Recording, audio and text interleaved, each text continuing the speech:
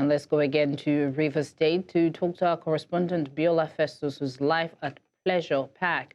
Biola, good afternoon once again. Can you just tell us what the mood is like at the protest and what specific demands are the residents making to the River State government and security agencies? Good afternoon, Queen. Well, this procession ought to have started earlier than now, but for the rain. And the protesters are defying the rain. They've decided to move ahead, whether rain or shine, with these protests. Now, we're talking about one chance. It has become a phenomenon in Port Harcourt where a group of drivers pick up unsuspected passengers on the road, take them to an unknown destination, and of course rob them of their valuables. And their victims are mostly women. So these people are staging a protest today. We are going to be talking to the few protesters that are on the ground. Let them tell us why this protest and what they actually need. There is a lady I'm looking out for. So let's speak to her. Let her tell us her experience. Thank you so much for your time. You've decided to come out, and I see RIP to the victim. Do you know any victim? Of course I do. My direct elder sister was a victim. She actually died in their hands. This happened on the 2nd of June, 2026, just a few months back. We all went to my dad's place to visit him, and then, like she usually does, she go to buy from us, for widows and the rest. So on that fateful day, after buying those things, we went to my dad's place, and around 8 in the night, I saw her off to Rumosi Junction, which was on the east-west road of Port Harcourt. So after she entered the vehicle, I actually saw her entering the vehicle. After she entered the vehicle, like 20 minutes later, my phone was ringing. And I checked, it was my sister's number. When I tried to pick the call, my sister's bag was thrown away from a moving vehicle, that we should please come to Wazobia FM, which I did. When we got there, I saw her belongings, her bag, her phones, and her ID card, her bag, everything was intact. The person that saw it, the eyewitness, said that the moving vehicle was in a very high speed, and she was screaming for help. By that 8 o'clock in the evening, nobody helped her. So just like that, we called the police control room, and we made the whole calls necessary until the next day, Wednesday. We didn't hear from her. Nothing happened. It was, I'm a nurse actually, so I posted on some nurses groups and asking my colleagues if anybody had seen or they brought in anybody to any hospital in Port Harcourt so that they will help me identify this person. I actually posted her pictures on my Facebook platform and then TikTok and the rest. So a colleague of mine said that yes, on that Tuesday night, a person was brought in, and she described the same person, which was my sister. But she was brought in dead to the hospital, military hospital to be precise. So just like that, we had to go to military hospital that day, which was on Wednesday.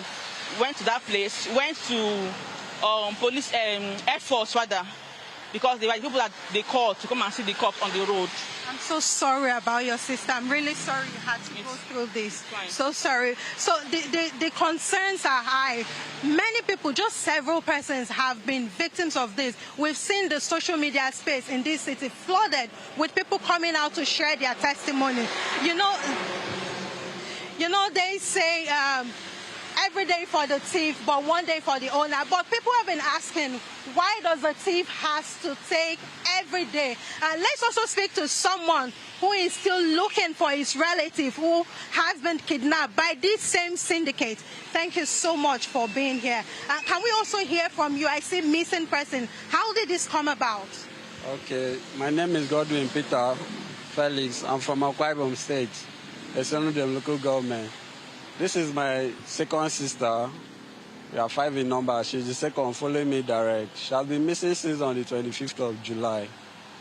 She initially won't go out without telling anybody. So when she was about leaving, she forwarded part of the chat she has with this guy that she wants to go and meet.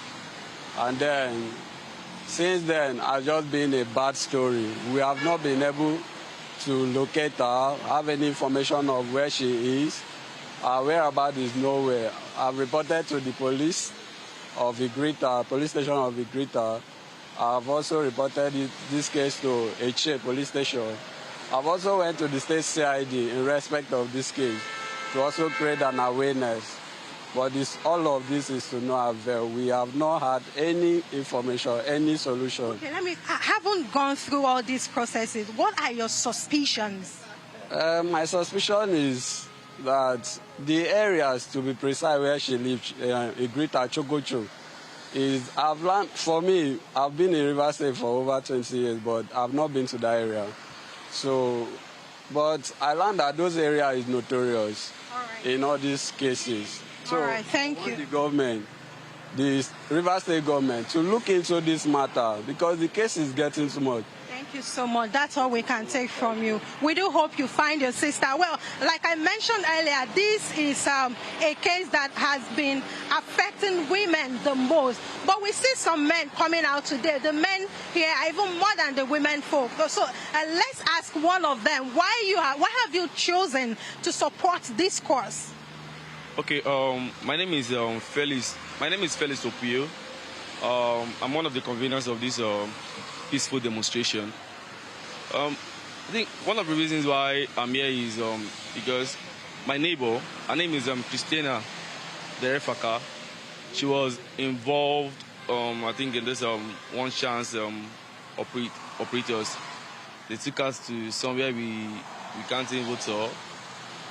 Took our money, our phones, and I can't even. I think that with information we had, like that, she was even raped. She was beaten. She's battered. When I saw when I went to the hospital, I saw her, the state she was in. I felt bad. Like I was emotional about it. I'm really sorry about your neighbor, but this is the much we can take for now. And we do hope that everybody that has been a victim of this truly gets their healing.